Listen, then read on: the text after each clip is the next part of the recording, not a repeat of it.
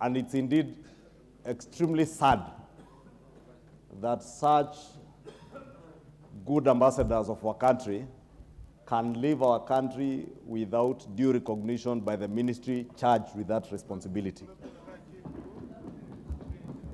And to make matters worse, they go represent our country out there, they win, come back, and not a single officer in the ministry or the minister himself has the decency and the courtesy to receive them at the airport, and even to recognize and appreciate the good work they have done for our country.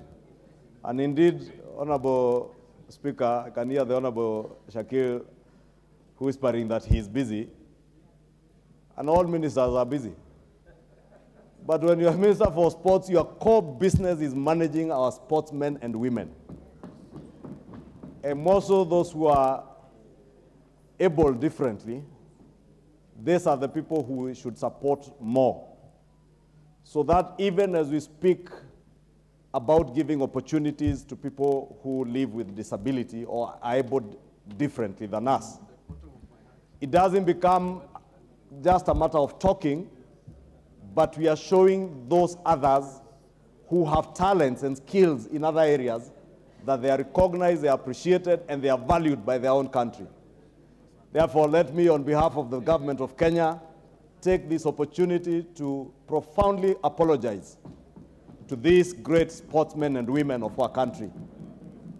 But even as I apologize on behalf of the government and the people of Kenya, the Minister, Honorable Speaker, must appear before this House, and I will cause his appearance specifically to tell this House and to tell the people of Kenya why he lacks the time to attend to people who are representing our country and are good ambassadors of our country, Honorable Speaker. Because that is the biggest responsibility, Honorable Speaker, as you were saying yesterday.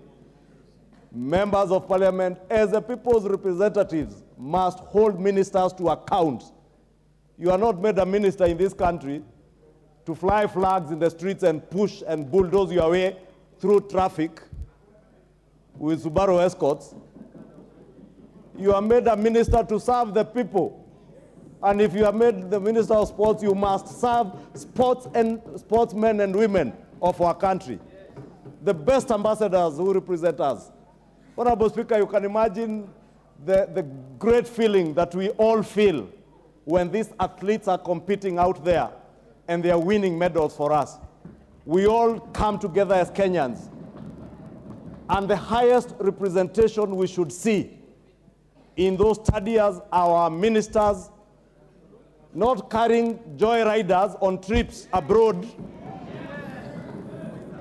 to accompany them to trips abroad and doing nothing. We must see them here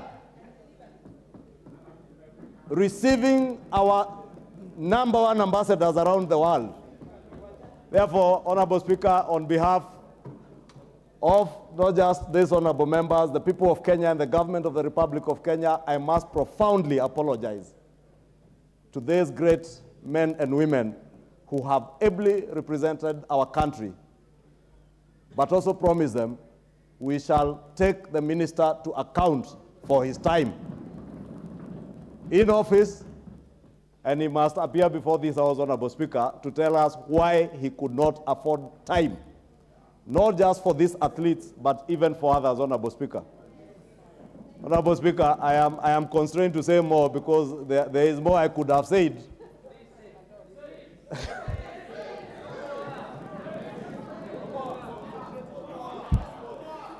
Allow me, Honorable Speaker, because I heard the President the other day saying there are people serving in government who he knows more about their ministries, departments, and agencies in their ministries more than they do. Let them know notice has been served by none other than the President, and we shall pick the cue from there.